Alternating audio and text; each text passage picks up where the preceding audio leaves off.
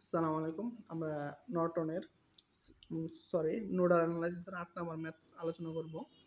আর এটা আমার ডিসি সার্কিটের ১০৯ নাম্বার ক্লাস। এর পূর্বে অনেক ক্লাস আছে। আর নর্টনের একটা বেসিক ক্লাস আছে। ওইখানে আমি নর্টন বেসিক সম্পর্কে আলোচনা করছি।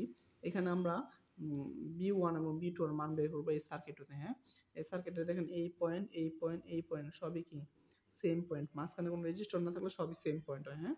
তাহলে দেখেন এই যে এর সাথে কয়টা ব্রাঞ্চ সংযুক্ত? এই ব্রাঞ্চটা সংযুক্ত, এই ব্রাঞ্চটা সংযুক্ত, এই ব্রাঞ্চ সংযুক্ত, এই ব্রাঞ্চ সংযুক্ত, হ্যাঁ? ৪ টা ব্রাঞ্চ নিয়ে আলোচনা করতে হবে এই পয়েন্টের সাথে। আর এই যে এই দেখেন এই যে B2 নোড দেওয়া আছে, হ্যাঁ? B2 নোডের সাথে ১, ২, ৩ মানে এগুলো সবই সেম B2 নোড, হ্যাঁ? তাহলে দেখেন এই যে গোল দাগ দিছি, এটা কয়টা ব্রাঞ্চের সাথে সম্পর্ক? এক ব্রাঞ্চ, আরেক ব্রাঞ্চ, এই ব্রাঞ্চের সাথে সংযুক্ত আছে, হ্যাঁ? তাহলে আমরা যদি এই ব্রাঞ্চ যখন আলোচনা করব, এখানে আগত কারণ আছে ৪, হ্যাঁ? আর আপনি যদি এগুলা এখান থেকে আবার নির্গত হইতেছে দেখেন, এই গোল পয়েন্ট থেকে নির্গত হইতেছে কিন্তু ২। আর এই ২ টা তো তীর চিহ্ন দেওয়া নাই, হ্যাঁ? আপনি চাইলে আগত ধরতে পারেন, আপনি চাইলে নির্গত ধরতে পারেন, হ্যাঁ? আমরা এখানে নির্গত কারণ ধরবো এটাকে, হ্যাঁ? তাহলে দেখেন আগত আছে ৪, আর আমি একটু যদি আপনাদের দেখাই, তাহলে এখানে এটা কি হবে? রেফারেন্স নোড 0 ভোল্ট হবে, হ্যাঁ? তাহলে দেখেন এখানে আমরা এখানে কি করছি? সমাধান করছি যে KCL 8.1 আগত কারেন্ট ৪ যেটা আমি দেখালাম আপনাদেরকে যে ৪ আর নির্গত কারেন্ট কত হবে? B1 - 0 ভাগ 2, হ্যাঁ? নির্গত কারেন্ট দেখেন B1 - 0, B1 - 0 ভাগ 2। আর এটা যেহেতু নির্গত ধরছেন এই ব্রাঞ্চেরটা নির্গত ধরছেন, তাহলে এই পয়েন্ট টু এই পয়েন্ট, হ্যাঁ? B1 - B1 মাইনাস B2 ভাগ 4, এই যে B1 - B2 ভাগ 4 যোগ, আর এটা তো দেখাই দিতেছে এই পয়েন্ট থেকে কারেন্টটা এই পয়েন্টে যাচ্ছে ২, তাহলে আমি এখানে ২ দিলাম। এটা আমি সুন্দর করে ক্যালকুলেশন করলাম। ক্যালকুলেশন করলে 3B1 - B2 = 8। যারা ক্যালকুলেশন বুঝেন না তারা কমেন্টে জানাবেন। আমি ইনশাআল্লাহ আপনাদের ক্যালকুলেশনের জন্য একটা ক্লাস আলোচনা করব, দেখাই দেব মানে লসাগু করতে হয় আরকি, হ্যাঁ? এখন দেখেন আমরা KCL 8.2 করব, হ্যাঁ? ব্যবহার করব।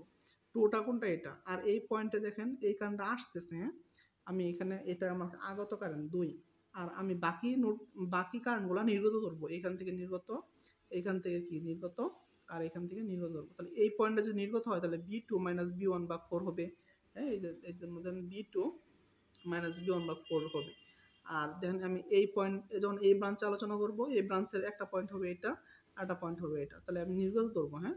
তাহলে এই পয়েন্ট থেকে নির্গত হইতেছে, তার মানে এটা বড় হবে। বড় ভোল্টেজ মাইনাস ছোট ভোল্টেজ ভাগ ২০।